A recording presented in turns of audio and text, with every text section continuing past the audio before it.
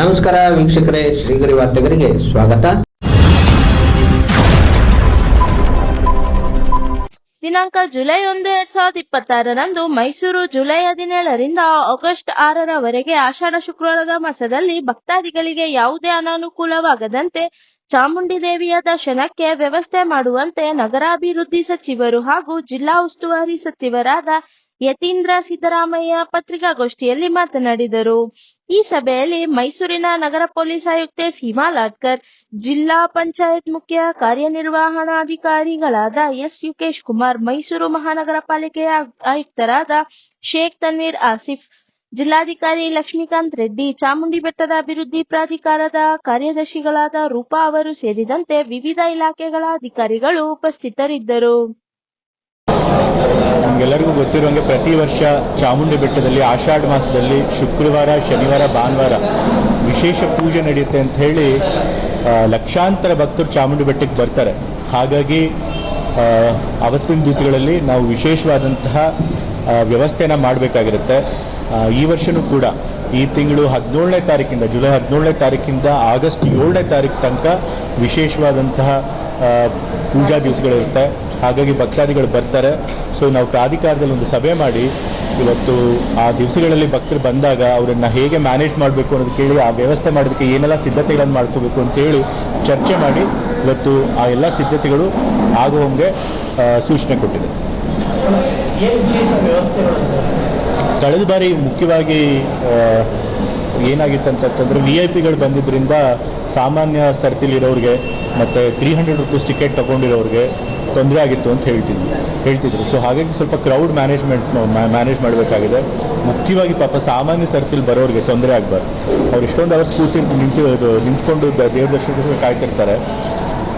ಅವರಿಗೆ ಅನಗತ್ಯವಾಗಿ ತುಂಬ ಹೆಚ್ಚು ಸಮಯಕ್ಕೆ ನಿಲ್ಲಿಸಬಾರ್ದು VIP ಕಾರಣದಿಂದ. ಸೊ ಹಾಗಾಗಿ ಕ್ರೌಡ್ ಮ್ಯಾನೇಜ್ಮೆಂಟ್ ಮಾಡಬೇಕು ಅಂತ ಹೇಳಿ ಶುಕ್ರವಾರ, ಶನಿವಾರ ಮತ್ತು ಭಾನುವಾರ ಅವತ್ತಿನ ದಿವಸ ಯಾವುದೇ ಪ್ರೈವೇಟ್ ವೆಹಿಕಲ್ಸ್ನ ಬಿಡೋದಿಲ್ಲ ಬೆಟ್ಟದ ಮೇಲಕ್ಕೆ. ಲಲಿತ ಮಹಲಲ್ಲಿ ಪಾರ್ಕಿಂಗ್ ವ್ಯವಸ್ಥೆ ಇರುತ್ತೆ. ಎಲ್ಲ ಪ್ರೈವೇಟ್ ವೆಹಿಕಲ್ಸ್ಗಳು ಅಲ್ಲೇ ಪಾರ್ಕ್ ಮಾಡಬೇಕಾಗುತ್ತೆ. ನಂತರ ಎಲ್ಲರಿಗೂ ಕೂಡ ಭಕ್ತಾದಿಗಳಿಗೆ ಅಂತ ಹೇಳಿ ಅಲ್ಲಿಂದ ಮತ್ತೆ KSRTC ಬಸ್ಗಳನ್ನು ನಾವು ವ್ಯವಸ್ಥೆ ಮಾಡಿರ್ತೀವಿ. ಸೊ ಎಲ್ಲ ಭಕ್ತಾದಿಗಳು ಅಲ್ಲಿ KSRTC ಬಸ್ ಹತ್ಕೊಂಡು ಅಲ್ಲಿಂದ ಚಾಮುಂಡಿ ಬೆಟ್ಟದಲ್ಲಿರುವಂಥ ಪಾರ್ಕಿಂಗ್ ಸ್ಥಳಕ್ಕೆ ಬರ್ತಾರೆ ಮತ್ತು ಅಲ್ಲಿಂದ ಕ್ಯೂನಲ್ಲಿ ಹೋಗ್ತಾರೆ. ಮತ್ತು 2,000 ರೂಪಾಯಿ ಟಿಕೆಟ್ ಕೂಡ ಮಾಡಿದ್ವಿ. ಕಳೆದ ಬಾರಿ 300 ರೂಪಾಯಿ ಟಿಕೆಟ್ ಕೂಡ ಇತ್ತು. ಈ ಸಾರಿ 300 ರೂಪಾಯಿ ಟಿಕೆಟ್ ಬೇಡ ಅಂತ ಹೇಳಿ ನಿರ್ಧಾರ ಮಾಡಿದ್ವಿ. ಯಾಕೆಂದರೆ 300 ರೂಪಾಯಿ ಟಿಕೆಟ್ ಬಂದವರು ಕೂಡ 1 ಪಾಯಿಂಟ್ ಸಾಮಾನ್ಯ ಸರ್ತಿಲಿ ನಿಂತಿರ್ತಾರಲ್ಲ, ಆ ಸರ್ತಿನೇ ಜಾಯ್ನ್ ಆಗೋರು. ಸೊ ಜಾಯ್ನ್ ಆಗಿ ಅವ್ರಿಗೇನಂತಹ ಬೆನಿಫಿಟ್ ಆಗ್ತಿರಲಿಲ್ಲ. ಅವರು ಕೂಡ ಅಷ್ಟೇ ಸಮಯ ಕಾಯಬೇಕಾಗಿತ್ತು. ಸೊ ಹಾಗಾಗಿ 300 ರೂಪಾಯಿ ಟಿಕೆಟನ್ನು ಈ ಸರಿ ಬಂದ್ ಮಾಡಿ 2,000 ರೂಪಾಯಿ ಟಿಕೆಟ್ ಮಾತ್ರ ಮಾಡಿದ್ದೀವಿ. 2,000 ರೂಪಾಯಿ ಟಿಕೆಟ್ ಅವ್ರಿಗೂ ಕೂಡ ಪ್ರೈವೇಟ್ ವೆಹಿಕಲ್ ಬಿಡೋದಿಲ್ಲ. ಶುಕ್ರವಾರ, ಶನಿವಾರ, ಭಾನುವಾರ ಅವರು ಕೂಡ ಬೆಟ್ಟದ ತಪ್ಪಲಲ್ಲಿ ಲಲಿತ ಮಹಲ್ ಹತ್ರ ಏನು ಪಾರ್ಕಿಂಗ್ ಇರುತ್ತೆ ಅಲ್ಲೇ ವೆಹಿಕಲ್ಗಳನ್ನ ಪಾರ್ಕ್ ಮಾಡಬೇಕು. ಬಟ್ ಅವ್ರಿಗಂತೂ ವಿಶೇಷವಾಗಿ ಓಲ್ವೋ ಬಸ್ಗಳಿರುತ್ತೆ ಮತ್ತು ಅವ್ರಿಗೆ ಆ ಬಸ್ ಟಿಕೆಟ್ ಕೂಡ ಫ್ರೀ ಇರುತ್ತೆ. 2,000 ರೂಪಾಯಿ ಟಿಕೆಟ್ ತೊಗೊಂಡಿರೋರು ವಿಶೇಷ ದರ್ಶನಕ್ಕೆ. ಸೊ ಅವ್ರು ಆ ಬಸ್ಸಿಂದ ಅವ್ರಿಗೆ ಬೇರೆ ಒಂದು ಕ್ಯೂ ಮಾಡಿರ್ತೀವಿ, ಸಾಮಾನ್ಯ ಸರ್ತಿ ಅಲ್ಲದೆ. ಸೊ ಆ ಕ್ಯೂನಲ್ಲಿ ಅವ್ರು ಬೇಗ ಹೋಗಿ ದರ್ಶನ ಪಡ್ಕೋಬೋದು. ಅವ್ರಿಗೆ ಬೇರೆ ಅಂತ ಎಂಟ್ರಿ ಪಾಯಿಂಟ್ ಕೂಡ ಇರುತ್ತೆ.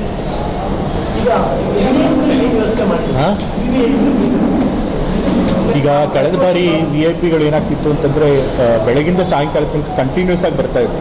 ಸೊ ಹಾಗಾಗಿ ಸಾಮಾನ್ಯ ಜನರಿಗೆ ತೊಂದರೆ ಆಗ್ತಿತ್ತು. ಸೊ ಈ ಸರಿ ಅದನ್ನು ತಡಿಬೇಕು ಅಂತ ಹೇಳಿ, ತಪ್ಪಿಸ್ಬೇಕು ಅಂತ ಹೇಳಿ ನಾವು VIP ಒಂದು ನಿಗದಿತವಾದಂಥ ಸಮಯ ಇಟ್ಟಿದ್ದೇವೆ. ಅವ್ರು ಆ ಸಮಯದಲ್ಲಿ ಮಾತ್ರ ಬರಬೇಕು. ಬೆಳಗ್ಗೆ ಒಂದು 4 ಅವರ್ ಇಟ್ಟಿರ್ತವೆ, ಸಾಯಂಕಾಲ ಒಂದು 3 ಅವರ್ ಇಟ್ಟಿದ್ದಾವೆ. ಬೆಳಗ್ಗೆ ಬಹುಶಃ ಬೆಳಗ್ಗೆ 6:30ರಿಂದ 5:30 to 9:30 ಬೆಳಗ್ಗೆ ಮಾತ್ರ, ಸಾಯಂಕಾಲ ಇಟ್ಟಿಲ್ಲ. ಸೊ ಸಾಯಂಕಾಲ VIP ಅವಕಾಶ ಇಲ್ಲ. ಬಟ್ ಅದನ್ನು ನೋಡಿಕೊಂಡು ಅದನ್ನು ಚೇಂಜು ಮಾಡ್ಕೋಬೋದು, ಜನ ಹೇಗೆ ಬರ್ತಾರೆ ಅನ್ನೋದನ್ನು ನೋಡಿಕೊಂಡು. ಸೊ VIP ಒಂದು ನಿಗದಿತವಾದ ಸಮಯ ಮಾಡಿದ್ವಿ, ಬೆಳಗ್ಗೆ 5:30ರಿಂದ 9:30 ತನಕ. ಸೊ ಆ ಸಮಯದಲ್ಲಿ ಮಾತ್ರ ನಾವು VIP ದರ್ಶನ ಕೊಡ್ತೀವಿ. ಅವರು ಕೂಡ ಇಲ್ಲಿ ಆ ಮಹಿಷಾಸುರ ಸ್ಟ್ಯಾಚ್ಯೂ ತಂದು ನಿಲ್ಲಿಸಿ ಅಲ್ಲಿಂದ ಅವ್ರಿಗೂ ಕೂಡ ಪ್ರಾಧಿಕಾರದಿಂದ ವೆಹಿಕಲ್ ಇರುತ್ತೆ. ಆ ವೆಹಿಕಲಲ್ಲೇ ಅವರು ಕೂಡ ಹೋಗಬೇಕು, ದರ್ಶನ ಮಾಡ್ಕೊಂಡು ಬರಬೇಕು. ಅವ್ರ ವೆಹಿಕಲ್ ಏನಿದ್ರು ಕೂಡ ಮಹಿಷಾಸುರ ಸ್ಟ್ಯಾಚ್ಯೂ ತನಕ ಅಷ್ಟೇ, ಯಾರಿಗೆ ಪ್ರೋಟೋಕಾಲ್ ಇರುತ್ತೆ ಅವ್ರಿಗೆ. ನಂತರ ಅಲ್ಲಿಂದ ಪ್ರಾಧಿಕಾರದಿಂದ ವಾಹನ ವ್ಯವಸ್ಥೆ ಇರುತ್ತೆ, ಅಲ್ಲಿಂದ ಅವ್ರು ಆ ವಾಹನ ಹತ್ಕೊಂಡು ಹೋಗ್ಬೇಕು.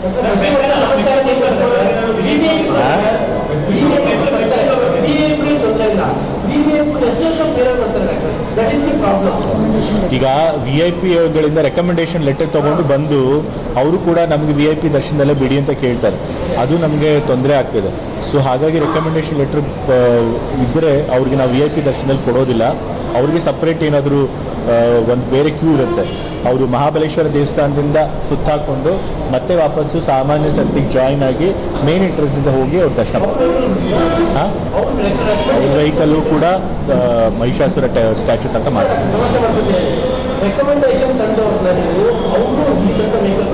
ನಾ ಹೇಳಿದ್ದೀನಿ ಸ್ಟ್ರಿಕ್ಟಾಗಿ VIP ಅವ್ರು ಇಮಿಡಿಯೇಟ್ ಫ್ಯಾಮಿಲಿಗಳಿಗೆ ಮಾತ್ರ ಬಿಡಬೇಕು, ಅವ್ರಿಗೆ ಮಾತ್ರ ಬಿಡಬೇಕು. ರೆಕಮೆಂಡೇಶನ್ ಲೆಟರ್ ಇರೋರಿಗೆ ನಾವು ಯೋಚನೆ ಮಾಡ್ತೀವಿ ಅವ್ರನ್ನ ಮಹಿಷಾಸುರ ಸ್ಟ್ಯಾಚ್ಯೂಟ್ ತಂದು ಬಿಡೋದು ಅಥವಾ ಕೆಳಗಡೆ ಪಾರ್ಕಿಂಗ್ ವ್ಯವಸ್ಥೆಗೆ ಇದು ಮಾಡೋದು. ಸೊ ಲಾಸ್ಟ್ ಟೈಮ್ ಅಲೋ ಮಾಡಿರಲಿಲ್ಲ, ಈ ಸರಿನೂ ಕೂಡ ನಾವು ಇಲ್ಲ, ಅದು ತೀರ್ಮಾನ ಆಗಿದೆ. ಪ್ರೋಟೋಕಾಲ್ಗಳಿಗೆ ಮಾತ್ರ ನಾವು ಮಹಿಷಾಸುರ ಸ್ಟ್ಯಾಚ್ಯೂ ತಂದು ಬಿಡ್ತೀವಿ. ಆದರೂ VIP ಲೆಟರ್ ತೊಗೊಂಡು ಏನಾದರೂ ಬಂದಿರ್ತಾರೆ ಅವ್ರನ್ನ ನಾವು ಬೆಟ್ಟದ ತಪ್ಪಲೆಲ್ಲ ನಿಲ್ಲಿಸಿ ಅವ್ರಿಗೆ ಮಾಮೂಲಿ ಬಸ್ಗಳಿಂದ ಹತ್ಕೊಂಡು ಅವ್ರು ಸಪ್ರೇಟ್ ಕ್ಯೂ ಇರುತ್ತೆ, ಆ ಕ್ಯೂನಲ್ಲಿ ಬಸ್ಗಳಿಂದ ಹತ್ಕೊಂಡು ಬರ್ತಾರಲ್ಲ ಅವ್ರಿಗೂ ಕೂಡ ಕ್ಯೂ ಸಿಸ್ಟಮೇ ಇರುತ್ತೆ. ಅವರು ಕೂಡ 2,000 ರೂಪಾಯಿ ಟಿಕೆಟ್ ತೊಗೊಂಡು ವಿಶೇಷ ದರ್ಶನ ತೊಗೊಳೋಕೆ ಬೇಕಾದ್ರೆ ಅವಕಾಶ ಇರುತ್ತೆ. ಮತ್ತು ಅವ್ರು ಸಾಮಾನ್ಯ ಸರ್ತಿಲಿ ಕೂಡ ಅವ್ರು ಬರಬೇಕಾಗತ್ತೆ. ಮತ್ತು ಬೆಟ್ಟ ಹತ್ತಬೇಕಾದ್ರೆ ನಾವು ಅವ್ರಿಗೆ ಏನು ವ್ಯವಸ್ಥೆಗಳನ್ನ ಮಾಡಬೇಕು ಎಲ್ಲ ಮಾಡಿದ್ದೀವಿ. ಮೆಟ್ಲುಗಳೆಲ್ಲ ಏನಾದರೂ ರಿಪೇರಿ ಡ್ಯಾಮೇಜ್ ಆಗಿದೆ ಅದೆಲ್ಲ ರಿಪೇರಿ ಮಾಡಬೇಕು ಅಂತ ಹೇಳಿದ್ದೀವಿ. ಮತ್ತು ಅಲ್ಲೆಲ್ಲ ಬ್ಯಾರಿಕೇಡಿಂಗ್ ಹಾಕಿರಬೇಕು ಅಂತ ಹೇಳಿದ್ದೀವಿ. ಮತ್ತು ಅವರು ಬರಬೇಕಾದ್ರೆ ಏನಾದರೂ ಕುಡಿಯೋದಕ್ಕೆ ನೀರಿನ ವ್ಯವಸ್ಥೆ ಮತ್ತು ಹಾಲಿನ ವ್ಯವಸ್ಥೆ ಅಥವಾ ಬಿಸ್ಕೆಟ್ ವ್ಯವಸ್ಥೆ ಮಾಡ್ತೀವಿ ಅಂತ ಹೇಳಿದ್ದಾರೆ. ಯಾಕೆಂತಂದರೆ ನಡ್ಕೊಂಡು ಬರಬೇಕು ಮತ್ತು ಮತ್ತೆ ಕ್ಯೂನಲ್ಲಿ ನಿಂತ್ಕೊಳ್ಬೇಕು. ಸೊ ಆ ಟೈಮಲ್ಲಿ ಅವ್ರಿಗೇನು ತೊಂದರೆ ಆಗಬಾರ್ದು ಅಂತ ಹೇಳಿ ಹಾಲು ಅಥವಾ ಏನಾದರೂ ಬಿಸ್ಕೆಟ್ ವ್ಯವಸ್ಥೆ ಕೂಡ ಎಲ್ಲ ಮಾಡಿರ್ತಾರೆ. ಮತ್ತು ರಕ್ಷಣಾ ಸಿಬ್ಬಂದಿಯವರು ಕೂಡ ಇದ್ದೇ ಇರ್ತಾರೆ. ಮತ್ತು ವೈದ್ಯಕೀಯ ಸಿಬ್ಬಂದಿಯವರು ಕೂಡ ಇರ್ತಾರೆ.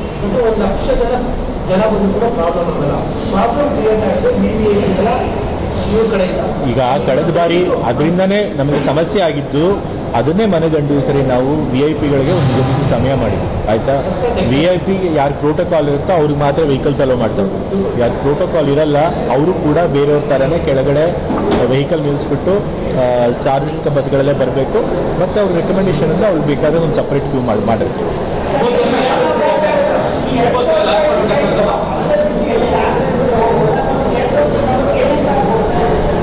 ಈಗ 1,000 ರೂಪಾಯಿ ಟಿಕೆಟ್ಗಳಿಗೆ ಕೌಂಟರ್ಗಳು ಪಾರ್ಕಿಂಗ್ ಹತ್ರನೂ ಇರುತ್ತೆ, ಬೆಟ್ಟದ ಮೇಲೂ ಇರುತ್ತೆ.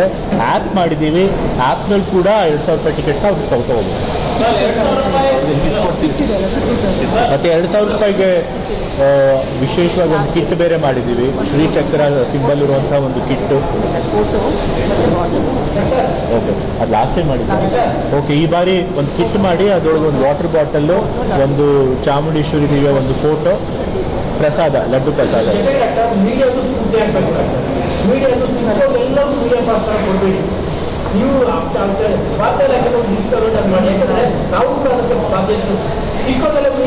ಸೊ ನೀವು ಮಾಧ್ಯಮದವ್ರು ನೀವೇ ಹೇಳ್ತಾ ಇದ್ದೀರಿ, ನಿಮಗೂ ಕೂಡ ಕರೆಕ್ಟಾಗಿ ಯಾರಿಗೆ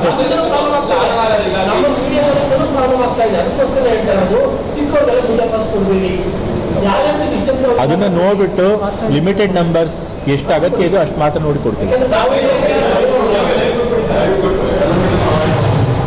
ಏನು ಕೊಟ್ಟರೆ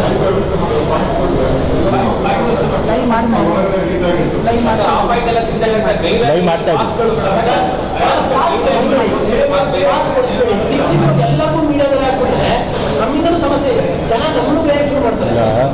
ಯಾರಾದರೂ ಬರಬೇಕಲ್ಲ, ಏನಾದರೂ ಜನರನ್ನ ಕೇಳೋದಕ್ಕೆ, ವ್ಯವಸ್ಥೆಗೆ ನೋಡೋಕ್ಕೆ.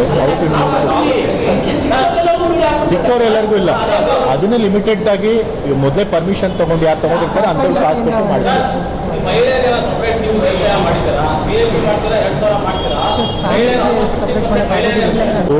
ಅಲ್ಲಿ ಕ್ಯೂನಲ್ಲಿ ಸಿಂಗಲ್ ಪರ್ಸನ್ ಕ್ಯೂ ಇರೋದ್ರಿಂದ ಅವ್ರಿಗೆ ಸಪ್ರೇಟಾಗಿ ಯಾವುದೇ ಕ್ಯೂ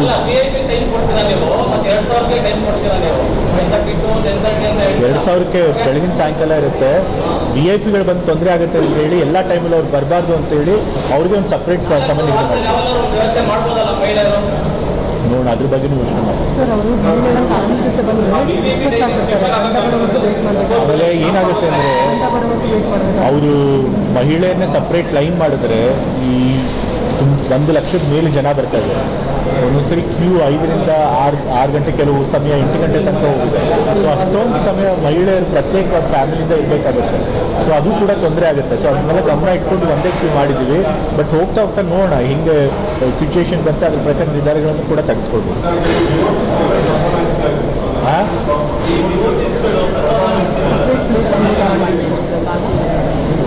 ಈಗ ಡಿಒಟಿಗಳು ತಾವೇ ಬಂದು ಸೇವಾರ್ಥವಾಗಿ ಪ್ರಸಾದ ಕೊಡಬೇಕು ಅಂತಂತಂದರೆ ಕೆಳಗಡೆ ಲೈಫ್ ಪಾರ್ಕಿಂಗ್ ಇರುತ್ತಲ್ಲ, ಅಲ್ಲಿ ಮಾತ್ರ ಕೊಡಬೇಕು ಅಂತ ಹೇಳಿ ನಾವು ಹೇಳಿದ್ವಿ. ಇಲ್ಲ, ಯಾರಿಗೂ ಕೂಡ ಬೆಟ್ಟದ ಮೇಲೆ ಅವಕಾಶ ಮಾಡಿಕೊಡ್ತಿಲ್ಲ. ಕೆಳಗಡೆ ಪಾರ್ಕಿಂಗ್ ಜಾಗದಲ್ಲಿ ಎಲ್ಲರೂ ಕೂಡ ಅಲ್ಲೇ ಪಾರ್ಕ್ ಮಾಡಿ ವೆಹಿಕಲ್ಸ್ ಮೇಲೆ ಹೋಗೋದ್ರಿಂದ ಎಲ್ಲ ಭಕ್ತಾದಿಗಳು ಅಲ್ಲಿ ಬಂದೇ ಬರ್ತಾರೆ. ಸೊ ಹಾಗಾಗಿ ಸೇವೆ ರೂಪದಲ್ಲಿ ಅವರಿಗೆ ಪ್ರಸಾದ ಹಂಚಬೇಕು ಅಂದರೆ ಅಲ್ಲೇ ಮಾಡಬೇಕು ಅಂತ ಕೂಡ ಹೇಳ್ತಾರೆ.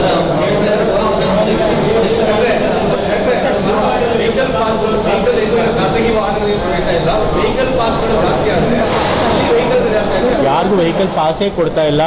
ಯಾರಿಗೆ ಪ್ರೋಟೋಕಾಲ್ ಇದೆ ಅವ್ರಿಗೆ ಮಾತ್ರ ಖಾಸಗಿ ವೆಹಿಕಲ್ನ ಬಿಡ್ತಾರೆ.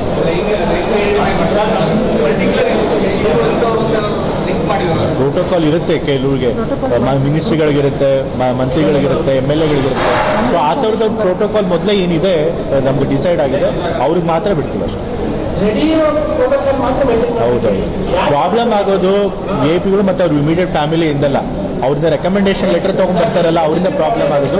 ಸೊ ಅದನ್ನು ತಡೆಯೋದಕ್ಕೆಲ್ಲ ವ್ಯವಸ್ಥೆ ಮಾಡಿದ್ವಿ. ಗೊತ್ತಿಲ್ಲ ಆ ತಡೆಗೋಡೆ ಯಾವಾಗ ಕಟ್ಟಿರೋದು, ಎಷ್ಟು ವರ್ಷಗಳಾಗಿದೆ, ಶಿಥಿಲ ಆಗಿತ್ತ ಅಥವಾ ಹೊಸದಾಗಿ ಕಟ್ಟಿ ಏನಾದರೂ ಕ್ವಾಲಿಟಿ ಸರಿಯಿಲ್ಲ, ಅದೆಲ್ಲ ನನಗೇನು ಗೊತ್ತಿಲ್ಲ, ಮಾಹಿತಿ ಇಲ್ಲ. ಬಟ್ ಅಫ್ಕೋರ್ಸ್ ಇದು ದುರದೃಷ್ಟಕರ, ಈ ಥರ ಎಲ್ಲ ಆಗಬಾರ್ದಾಗಿತ್ತು. ಅಧಿಕಾರಿಗಳಲ್ಲಿ ಯಾರು ಸಂಬಂಧಪಟ್ಟಿರ್ತಾರೆ ಮತ್ತು ಅಲ್ಲಿ ಸಚಿವರು ಯಾರು ಸಂಬಂಧಪಟ್ಟಿರ್ತಾರೆ ಖಂಡಿತ ಇದನ್ನು ಗಮನಕ್ಕೆ ತೆಗೆದುಕೊಂಡು ಅದ್ರ ಬಗ್ಗೆ ಮಾಹಿತಿ ಪಡ್ಕೊಳ್ತಾರೆ. ಸರಿಯಾಗಿ ಮಾಹಿತಿ ಇಲ್ಲ ಅಂದರೆ ತನಿಖೆ ಮಾಡಿ ಅದಕ್ಕೆ ಏನು ಕ್ರಮ ತೆಗೆದುಕೊಂಡು ಅಂತ ತೆಗೆದುಕೊಂಡು. ತಪ್ಪಲಲ್ಲಿ ಲಲಿತ್ ಮಹಲ್ ಇದೆಯಲ್ಲ, ಅಲ್ಲಿ ಪಾರ್ಕಿಂಗ್ ವ್ಯವಸ್ಥೆ ಮಾಡಿರ್ತೀವಿ, ಅಲ್ಲಿ ಗ್ರೌಂಡ್ ಎಲ್ಲ ಇದೆ. ಸೊ ಅಲ್ಲೆಲ್ಲ ವೆಹಿಕಲ್ಗಳಿಗೂ ಕೂಡ ಪಾರ್ಕಿಂಗ್ ವ್ಯವಸ್ಥೆ ಇರುತ್ತೆ. ಅಲ್ಲಿಂದ ಮತ್ತೆ ಅವರು ಸಾರ್ವಜನಿಕ ಬಸ್ಗಳಲ್ಲೇ ಮೇಲ್ಬೋದು. ಆಮೇಲೆ ಸಂಪೂರ್ಣವಾಗಿ ಪ್ಲಾಸ್ಟಿಕ್ ಮುಕ್ತ ಮಾಡಬೇಕು ಅಂತ ಕೂಡ ಹೇಳಿದ್ವಿ. ಸೊ ಹಾಗಾಗಿ ಯಾರಾದರೂ ಭಕ್ತಾದಿಗಳು ಪ್ಲಾಸ್ಟಿಕ್ ನೀರಿನ ಬಾಟ್ಲ್ ಏನು ತಂದಿದ್ರೆ ಅದನ್ನು ಕೂಡ ಪಾರ್ಕಿಂಗ್ ಫೆಸಿಲಿಟಿನಲ್ಲೇ ಇಡಿಸ್ಬಿಡ್ತೀವಿ. ಸೊ ಯಾರು ಕೂಡ ಮೇಲ್ಗಡೆ ಪ್ಲಾಸ್ಟಿಕ್ ತರೋಂಗಿಲ್ಲ, ಆ ರೀತಿ ಕೂಡ ಮಾಡ್ತೀವಿ. ಆಗಲೇ ಯಾರ್ಯಾರು ಅದಕ್ಕೆ ಜವಾಬ್ದಾರರಿರ್ತಾರೆ ಅಧಿಕಾರಿಗಳು, ಎಕ್ಸೈಸ್ ಡಿಪಾರ್ಟ್ಮೆಂಟ್ನಲ್ಲಿ ಸೂಪರಿಂಟೆಂಡೆಂಟ್ ಹಿಡಿದು ಎಕ್ಸೈಸ್ ಇನ್ಸ್ಪೆಕ್ಟರ್ ಹಿಡಿದು DC ತನಕನೂ ಕೂಡ ನಾವು ಸಸ್ಪೆಂಡ್ ಮಾಡಿದ್ದೀವಿ. ಮತ್ತು ಪೊಲೀಸರಿಗೂ ಹೇಳಿದ್ದೀವಿ, ಯಾರು ಅದಕ್ಕೆ ಜ್ಯೂರಿಸ್ಡಿಕ್ಷನ್ ಇರುತ್ತೆ ಅವ್ರ ಮೇಲೆ ಕ್ರಮ ತೆಗೆದುಕೊಳ್ಬೇಕು ಅಂತ ಹೇಳಿ. ಅದಾದಮೇಲೆ ಕೂಡ ಎಲ್ಲ ಕಡೆ ಹೋಗಿ ನೀವು ಎಕ್ಸಾಮಿನ್ ಮಾಡಿ, ಇಡೀ ಮೈಸೂರು ಸಿಟಿನಲ್ಲಿ ಯಾರು ರೀತಿ ಅಕ್ರಮವಾಗಿ ಪರವಾನಗಿ ಇಲ್ಲದೆ ಮಾಡ್ತಿರ್ತಾರೆ ಅಂಥವ್ರ ಮೇಲೆ ಕೂಡ ಕ್ರಮ ತೆಗೆದುಬೇಕು ಅಂತ ಹೇಳಿದ್ವಿ. ಅದಾದಮೇಲೆ DC ಅವರು ಕೂಡ ಮೀಟಿಂಗ್ ಮಾಡಿದರು. ಅದಾದಮೇಲೆ ಎಕ್ಸೈಸ್ ಡಿಪಾರ್ಟ್ಮೆಂಟ್ ಅವರು, ಪೊಲೀಸ್ ಡಿಪಾರ್ಟ್ಮೆಂಟ್ ಅವರು ಎಲ್ಲ ಕಡೆ ಹೋಗಿ ಎಕ್ಸಾಮಿನ್ ಮಾಡಿದ್ದಾರೆ, ಚೆಕ್ ಮಾಡಿದ್ದಾರೆ.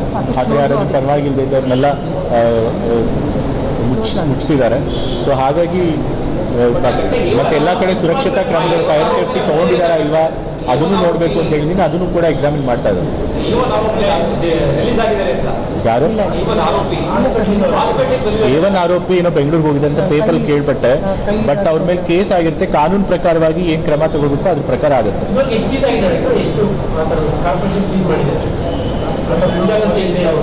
ಕಮಿಷನರ್ ಅವರೇ, ನೀವೇನಾದರೂ ನಮ್ಮಿಂದ ಟೋಟಲ್ ಎಲ್ಲ ಝೋನ್ಸಲ್ಲಿ ಮುಚ್ಚಿಸಿದೀವಿ ಸರ್. ಇಲ್ಲಿ ವೈಲೇಷನ್ ಆಗಿ ಮಾಡಿದಾರಲ್ಲ, ಎಷ್ಟು ಮುಚ್ಚಿದ್ದೀವಿ ಅಂತ ಕೇಳಿ. 18ಕ್ಕಿಂತ ಜಾಸ್ತಿ ಅಂತ ಸುತ್ತ ನಾವು ಮುಚ್ಚಿಸಿದ್ವಿ ಸರ್. ಪೊಲೀಸ್ ಡಿಪಾರ್ಟ್ಮೆಂಟ್ ಅವ್ರು ನೀವು ನೀವು ಜೊತೆ ಇನ್ನು ಪ್ರಭಾವದಿಂದಾಗಿ ಮಳೆ ಕೊರತೆ ಆಗುತ್ತೆ ಅಂತ ಹೇಳಿ ಮೆಟೀರಿಯಲ್ ಡಿಪಾರ್ಟ್ಮೆಂಟ್ ಅವರು ಹೇಳಿದ್ದಾರೆ, ಹವಾಮಾನ ಇಲಾಖೆಯವರು ಹೇಳಿದ್ದಾರೆ. ನಮಗೂ ಕೂಡ ಈ ಸರಿ 40%ಗಿಂತ ಹೆಚ್ಚು ಮಳೆ ಕೊರತೆ ಆಗೋಗಿದೆ. ನಾನು ಮೊನ್ನೆ ಭಾನುವಾರ ಚಾಮರಾಜನಗರ ಜಿಲ್ಲೆ ಮತ್ತು ಮೈಸೂರು ಜಿಲ್ಲೆ ಎರಡೂ ಜಿಲ್ಲಾ ಆಡಳಿತವನ್ನು ಕರೆದು ಈ ಬಗ್ಗೆ ಚರ್ಚೆ ನಡೆಸಿದ್ದೀವಿ. ಸೊ ಹಾಗಾಗಿ ಎಲ್ಲಿ ನೀರಿನ ಸಮಸ್ಯೆ ಆಗುತ್ತೆ ಅಲ್ಲಿ ಏನೇ ಅಗತ್ಯ ಕ್ರಮಗಳನ್ನು ತೆಗೆದುಕೋಬೇಕು ಅದನ್ನು ತೆಗೆದುಕೋ ಕೂಡ ಸೂಚನೆ ಮಾಡಿದ್ದೀನಿ.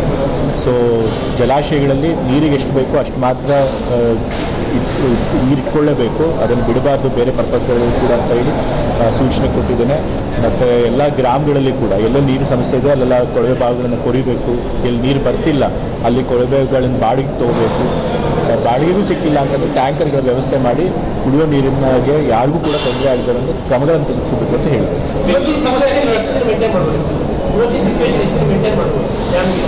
ಈಗ ಗೊತ್ತಿಲ್ಲ, ಕೊಳವೆ ಬಾವಿಗಳು ಬಂದರೆ ನಮಗೆ ಗೊತ್ತಿರೋ ಪ್ರಕಾರ ನಮ್ಮ ಇಡೀ ಡಿಸ್ಟ್ರಿಕ್ಟ್ ಚಾಮರಾಜನಗರ ಮೈಸೂರು ಗ್ರೀನ್ ಝೋನಲ್ಲಿದೆ. ಸೊ ಸಫಿಷಿಯೆಂಟ್ ಅಂಡರ್ಗ್ರೌಂಡ್ ವಾಟರ್ ಇದೆ. ಸೊ ಅಕಸ್ಮಾತ್ ಜಲಾಶಯಗಳು ತುಂಬಲಿಲ್ಲ ಅಂತಂತಂದರೆ ನದಿ ಮೂಲದಿಂದ ಕೊಡೋಕ್ಕಾಗಲ್ಲ ಅಂದರೂ ಕೂಡ ಅಂಡರ್ಗ್ರೌಂಡ್ ವಾಟರಿಂದ ನಾವು ಕೊಡ್ತಿದ್ದೀವಿ. ಸೊ ಅಧಿಕಾರಿಗಳ ಪ್ರಕಾರ ಈಗ ಸದ್ಯಕ್ಕೆ ಏನೂ ತೊಂದರೆ ಇಲ್ಲ. ಈ ಮಾನ್ಸೂನ್ ಸೀಸನ್ನ ನಾವು ಎದುರಿಸ್ಬೋದು ಕುಡಿಯೋ ನೀರಿಗೋಸ್ಕರ.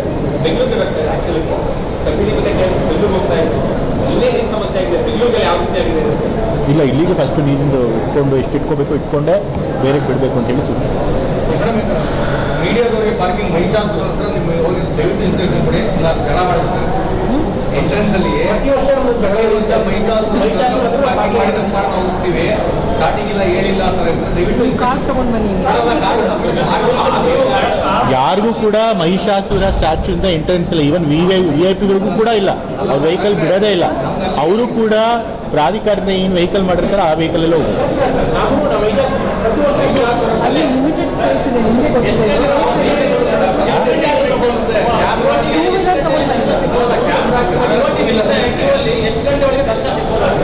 ಈಗ ಹೇಳಕ್ ಬರಲ್ಲ ಎಷ್ಟು ಜನ ಭಕ್ತಾದಿಗಳು ಬರ್ತಾರೆ ಅನ್ನೋದ್ರ ಮೇಲೆ ಡಿಪೆಂಡ್ ಆಗುತ್ತೆ.